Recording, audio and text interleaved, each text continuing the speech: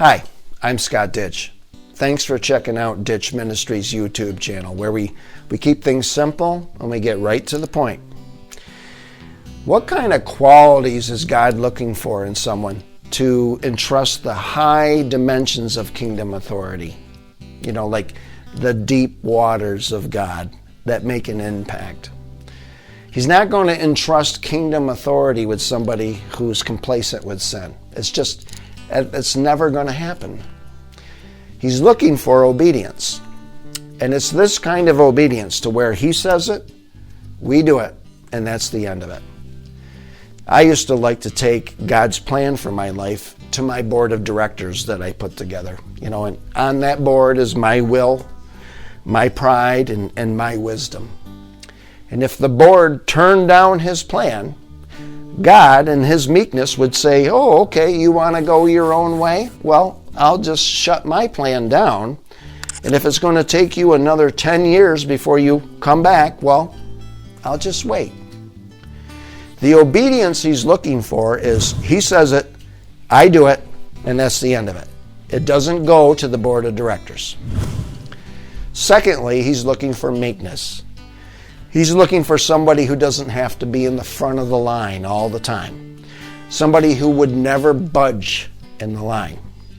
He's looking for a meek, obedient, flexible piece of conduit that he can speak through.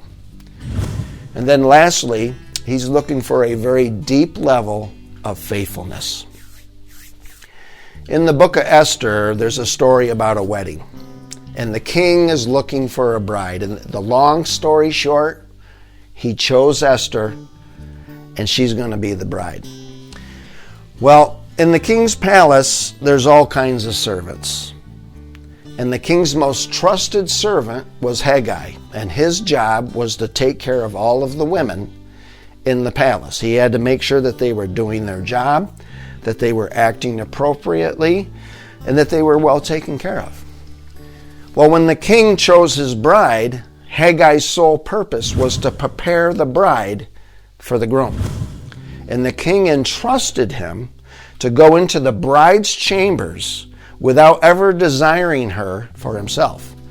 He was going to be bathing her, dressing her, right? Grooming her. And he would do this without ever even flirting with her. It was only to make her enticing to the groom. He wouldn't even take 1 second and just put his hand on her arm and say, you know, you are so beautiful. He would never do that. So we got the bride, which represents the church, Christians, believers. And then we have the groom, which represents Jesus. You and I have a ministry. Your ministry might be preaching or being a caretaker, whatever it is. Your ministry's purpose is to prepare the bride for the groom. My ministry is I'm a worship leader. So let's say I get done with worship and somebody comes up and says, you are so anointed. Oh my, those songs really touched me. Now, if I was to allow that to go into my heart, it would feel really good. Someone else comes up and says, I love your voice. You brought me to tears. And my heart says, ooh, I like that so much. Next thing you know, next week, I'm playing songs that show my strengths musically. And I'm trying to appease the congregation. What am I doing there? I'm flirting with the bride, and I'm stealing from the groom. That is not the kind of faithfulness that God is looking for. Some people might say, well, you know, you're serving the Lord and those people were blessed. Well, when we're looking for the deep things of God that make an impact, he's looking for obedience, meekness, and a deep level of faithfulness.